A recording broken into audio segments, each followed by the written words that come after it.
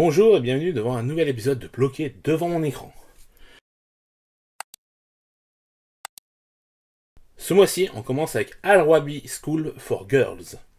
Alors, il s'agit d'une série Netflix. La première saison compte 8 épisodes de 48 minutes environ. Et c'est plutôt pas mal. Alors, forcément, ça s'adresse plutôt à un public adolescent ou adolescent, hein, plus qu'à un public adulte. Même si, moi, je trouve qu'on s'y retrouve quand même, hein. Puis en plus, ça nous donne un certain point de vue sur la Jordanie et les gens qui y vivent, du moins là, une classe sociale plutôt aisée, hein, clairement. Là, on est sur l'élite même, hein, clairement, du pays. Mais c'est intéressant parce que ça parle de harcèlement. Ça, pour le coup, c'est un sujet que je trouve vraiment important. Parce que moi-même, j'ai vécu du harcèlement quand j'étais justement à l'école, hein, voilà. Et je trouve que justement c'est un sujet sur lequel les enfants ne sont pas assez éduqués, que ce soit chez eux ou à l'école. Et pourtant c'est primordial parce qu'il y a vraiment des gens qui subissent ça au quotidien et qui le vivent très mal. Certains même en perdent la vie. Et juste par rapport à ça, c'est quelque chose qu'on pourrait éviter facilement. Mais j'ai plus l'impression qu'au contraire, plus ça va, plus la société encourage ça malgré elle, parce que c'est toujours à qui sera le meilleur, qui machin, et donc forcément, ça fait que certains, pour se sentir supérieurs à d'autres, vont les rabaisser, et voilà, bon bref, je n'ai pas parlé du harcèlement pendant toute la vidéo, mais tout ça pour vous dire que c'est un sujet qui, moi, me tient à cœur, c'est aussi donc pour ça que j'ai regardé cette série, et que je compte bien la poursuivre par la suite. Ces 8 épisodes se regardent très rapidement, hein, finalement. On est très vite pris dans l'histoire. Et il y a des personnages qui, justement, sont plutôt attachants. Malgré qu'on nous montre encore que, le harcelé devient harceleur. Et c'est pas tout le temps le cas. Et c'est clairement une généralité quand on parle de harcèlement dans les fictions. Et ça m'énerve. Ça m'énerve parce que c'est, non, c'est une généralité qui est fausse.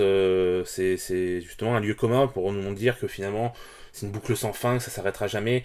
Alors qu'en vrai, non, non, non, il y a plein de gens qui, des gens bien, hein, désolé, qui subissent du harcèlement et qui vont pas harceler derrière. Voilà. Bref, bon, hein, tout ça pour dire que malgré tout, hein, c'est plutôt une bonne série, que les personnages sont bien écrits, même s'il y a quelques stéréotypes. Je vous encourage donc à la découvrir sur Netflix. Arrested Development, saison 5. Donc oui, vous allez dire, il était temps, ça fait 3 mois qu'il nous en parle. Et ça y est, il a enfin fini cette série. Et oui, oui, ça y est, j'ai fini Arrested Development. Série dont on m'avait fortement parlé et recommandé il y a nombre d'années. Et je dois dire que les 3 premières saisons sont vraiment de qualité, hein, comme je l'ai déjà dit. Donc revoyez la vidéo d'il y a 2 mois sur les 3 premières saisons. Puis ensuite, il y a eu donc ce ventre mou de la saison 4 le mois dernier. Et là, on est un peu dans la continuité de la saison 4. Alors, certes, on a repris enfin le format classique et ça se regarde plutôt bien, mais les épisodes ne sont pas aussi qualitatifs que dans les 3 premières saisons. Et on est content quand même que ça se termine parce que là, pour le coup, je pense que même si c'est un plaisir de les revoir en saison 4 et 5, c'est quand même des saisons de trop. C'était pas utile, même si j'avoue hein, qu'en fin de saison 3, je m'étais dit, c'est dommage si ça se finit comme ça. Et on est sur un entre-deux, quoi. C'est pas la fin parfaite, quoi. Hein, voilà, c'est pas la fin parfaite qu'on aurait pu tous attendre. Mais en tout cas, c'est la fin qu'ils nous ont proposée. Et il faut l'accepter. Donc pour cette dernière saison, il y a 16 épisodes de 25 minutes. Ça se regarde très vite. Donc n'hésitez pas. Hein. Moi, je vous encourage tout de même à voir la série jusqu'au bout. Pour au moins voir la proposition qui a été faite. Puis en plus, ne serait-ce que pour votre culture générale, savoir justement jusqu'où ils sont allés, qu'est-ce qu'ils ont proposé. Parce qu'il y a quand même des bonnes idées, hein, tout n'est pas acheté. Sinon, je serais pas allé au bout, hein, clairement, je pense que je me serais arrêté.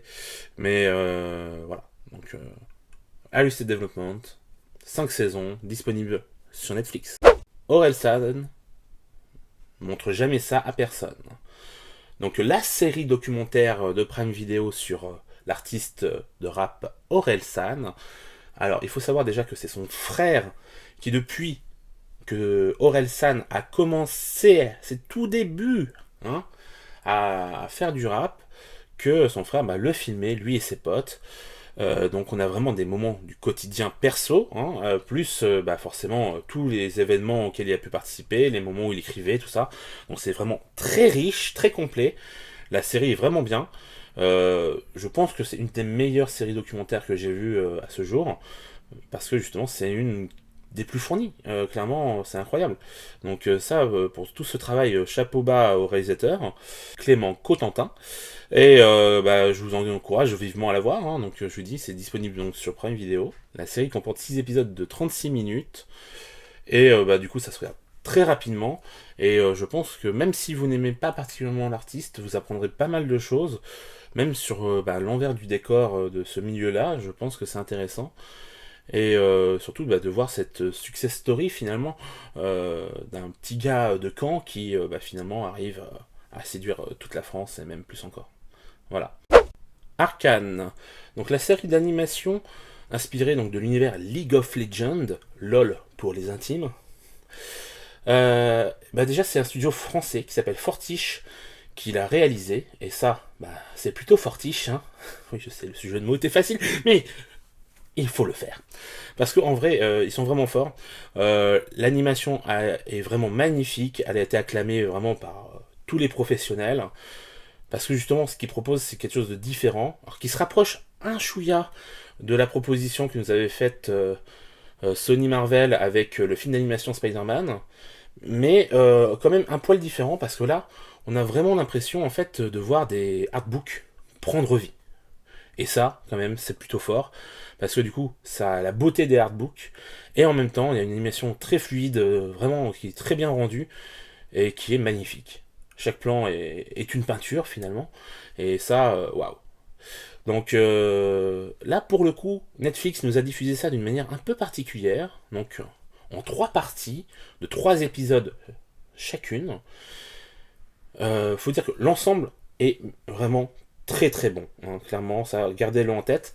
Mais effectivement, la première partie avec les 3 premiers épisodes est un peu plus faible que le reste, parce qu'on est sur quelque chose scénaristiquement qui est assez vu et revu, donc plutôt quelque chose de commun, mais qui est bien fait, clairement, sauf sur le final du 3e épisode, où on a quelque chose qui est une bonne idée, mais qui est très mal amenée, du moins pas forcément très mal amenée, mais très mal utilisée au moment, en tout cas ils le font, comme ils le font, en tout cas ça ne fonctionne pas, même si, bon, forcément, comme pour la partie suivante, on a une ellipse, ça va évacuer ce défaut, mais en même temps, quand même, on le garde quand même un peu en tête en se disant, ouais, là quand même, ils auraient pu faire mieux. Mais après, forcément, c'est tellement bon que, voilà, on balaye d'un revers de la main et on se dit c'est pas grave, voilà, ça y est, ils ont fait quelque chose de bien, voilà. Les personnages sont très bien écrits, ça donne vraiment envie de découvrir justement jusqu'où ils vont aller avec. L'univers a l'air d'être hyper riche et foisonnant d'idées, donc ça c'est super. J'ai l'impression que justement ils se sont permis de faire des choses très différentes par rapport à ce qui se passe dans le jeu, parce que justement ils vont nous y amener petit à petit, et ça c'est une très bonne idée. Ça prouve que les gars ont bien réfléchi le truc avant. Ça parlera autant aux non-initiés que à ceux qui sont férus du jeu vidéo, de ce qu'on m'a dit. Que justement il y a plein de petits clins d'œil pour ceux qui jouent au jeu, mais pour les autres, finalement, ça passe très bien parce que c'est très bien écrit, comme je vous ai dit, et on découvre petit à petit cet univers, et on entre avec grand plaisir dedans. Et on a envie d'en savoir plus, donc ça c'est vraiment un pari réussi. Je ne peux que vous encourager à la voir, elle est disponible sur Netflix. Et puis oui, parlez-en autour de vous, afin qu'elle soit vue un maximum de fois pour qu'on soit sûr et certain d'avoir une saison 2, puis une saison 3, et ainsi de suite, parce que franchement, ça vaut le détour. Cowboy Bebop. Alors là, on parle de la série d'animation japonaise de 98, car oui, je vais vous parler du live action juste après, mais là justement j'ai voulu me replonger dedans. Alors faut savoir que je suis très très très très fan du travail de Shinichiro Watanabe, et surtout donc de cette série Cowboy Bebop. Je me suis même déplacé spécifiquement à Paris un week-end pour voir des épisodes sur grand écran, c'est vous dire si j'adore cette série. Donc là, je me suis replongé dedans avec un immense plaisir. Et Dieu que c'est bon, hein, vraiment. L'animation est folle, les sujets sont hyper intéressants, ça parle de plein de choses encore aujourd'hui d'actualité, mais ça le fait vraiment très très bien. Puis les personnages sont incroyablement bien écrits, hyper attachants, mais aussi plein, comment dire, d'un background qui rend par moments très triste, par moments qui au contraire à vous faire rire aux éclats. Enfin bref, c'est une série très riche. Et juste pour ça déjà, voyez-la. Hein. Donc elle est disponible sur Netflix. Elle se compose donc de 26 épisodes de 25 minutes. Donc ça se regarde très facilement. Il y a eu un film d'animation qui a été fait aussi, qui du coup peut se regarder en plus, qui est une histoire qui se cale dedans facilement en fait, parce que c'est un peu un épisode, un OAV finalement. Ça se regarde comme ça, c'est plutôt bien. Même si je trouve que c'est légèrement en dessous du niveau de la série. Mais en tout cas, voilà, c'est vraiment une œuvre très complexe, très intéressante, qui mélange du coup film noir, ambiance jazzy, du coup arts martiaux, donc space opéra, puis finalement, oui, c'est plus ou moins une histoire un peu policière, parce que on a vraiment un ancien flic qui est avec un ancien de la mafia, qui travaillent ensemble. Puis il y a d'autres personnages hyper attachants, une qui a perdu la mémoire, une autre qui est une génie du hacking. Donc, et puis il y a Hein, ce chien qui est, mais alors, tout juste magnifique et incroyablement intelligent. Vous le verrez à plusieurs occasions. Hein. Il va faire des petites actions qui sont à chaque fois finalement très très très bien vues. Et donc voilà, vous allez vous y attacher, c'est une obligation. Bref, une superbe série d'animation japonaise à voir sur Netflix. Et maintenant on va passer au live action. Je disais donc Cowboy Bebop, la série live action, produite donc par Netflix. Et que vous dire, si ce n'est que ce n'est pas du tout une réussite déjà. Que donc il y a 10 épisodes de 42 minutes, donc quasiment le double des épisodes de la série d'animation. Que la plupart du temps, ils reprennent un épisode plus ou moins tel quel. Ils font quelques infimes modifications qui vont justement rendre la chose beaucoup moins intéressante. Que la réalisation est aux fraises. Pas tout le temps. Hein. Non, je suis méchant, mais il y a quelques idées, mais ça ne vaut rien par rapport à la proposition de la série d'animation. Puis surtout, la photo est dégueulasse. Il n'y a pas d'autre mot, hein, elle est dégueulasse. Hein. Et niveau casting, je trouve que les deux acteurs principaux, donc qui font Spike et Jet, franchement, ça fait le taf. Même si c'est une proposition différente, ça fonctionne. Par contre, Faye Valentine et Edward, non, non, non, non. Clairement, c'est un nom, mais catégorique, quoi.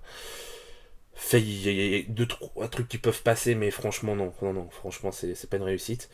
Donc, par moment, oui, ça arrive quand même, qu'ils mélangent deux épisodes qui sont sur un même personnage pour essayer justement de faire avancer un peu plus vite l'histoire. Mais ils vont vraiment faire des modifications qui vont faire perdre le sens premier justement que leur avait donné la série d'animation.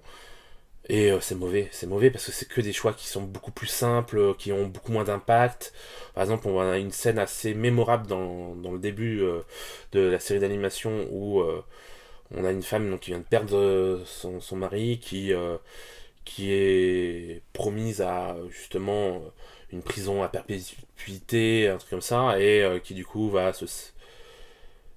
comment dire, se suicider pour ne pas avoir à vivre tout ça, et qui le fait de sa main. Ce qui a un certain impact quand même. Surtout qu'à ce moment-là, il y a Spike qui fait tout pour essayer de la sauver, qui veut pas que ça finisse tragiquement. Et dans la série live action, donc la même situation, donc pareil, avec un barrage de police dans l'espace, hein, on est dans un space opéra, et au lieu donc de faire la même chose, qui aurait été donc très bien, hein, non, elle va je sais plus si c'est attaquer ou foncer directement sur les flics qui vont du coup lui tirer dessus et la tuer. Alors vous allez me dire, oui, la fin est la même en soi, parce que le résultat final est bien le même, sauf que c'est pas elle qui va du coup vraiment voilà, se suicider comme de cette façon, c'est les autres qui vont la tuer. Alors certes, c'est elle qui fait en sorte qu'on la tue, mais ça n'a pas le même impact, vraiment. Y a tout un aspect justement très poétique dans la version animée qui n'est plus du tout présent à mes yeux dans la série live action. Puis il y a vraiment des modifications pires que celle-là. Hein. Là, c'est vraiment un, comme si dans le début, je me suis dit, voilà, je vais vous parler de ça pour pas trop spoiler. Mais voilà, moi vraiment, ça ne m'a pas marqué dans le bon sens du terme en tout cas. Et non, je vous encourage pas à la voir. Si vous vraiment vous n'avez, comment dire, si vous devez choisir entre l'animé et le live action, choisissez forcément l'animé. Si vous voulez voir les deux, peut-être voyez d'abord le live action si vous n'avez pas encore vu l'animé, parce que je pense que sinon vous allez être hyper déçu. Alors que là, je pense que si vous voyez d'abord le live action, vous pourrez plus l'apprécier. Moi, forcément, j'ai beau dire, hein, et essayer d'être impartial, comme c'est une de mes séries d'animation préférées, à la base, j'arrive pas à mettre de côté le fait que bah, il y a des éléments que quand je vois comment ils sont traités à la place, ça me rend dingue, ça me rend dingue. Puis des personnages qui n'ont plus rien à voir. Oh là là là là, Vicious, mais ah là là, c'est une catastrophe ici. T'as envie de lui faire un câlin, de lui dire ça va aller, mon pauvre. Et puis non non non non, non, vraiment privilégier l'animé. Et puis si vous avez envie de vous faire du mal, voyez cette série live action. Mais j'espère vraiment qu'ils vont pas faire de suite, que ça va s'arrêter là. Parce que finalement, il y a possibilité toujours d'une suite, hein. C'est comme souvent dans les séries Netflix. Et ce serait dommage. Bon, je vous laisse et je vous dis au mois prochain. Ciao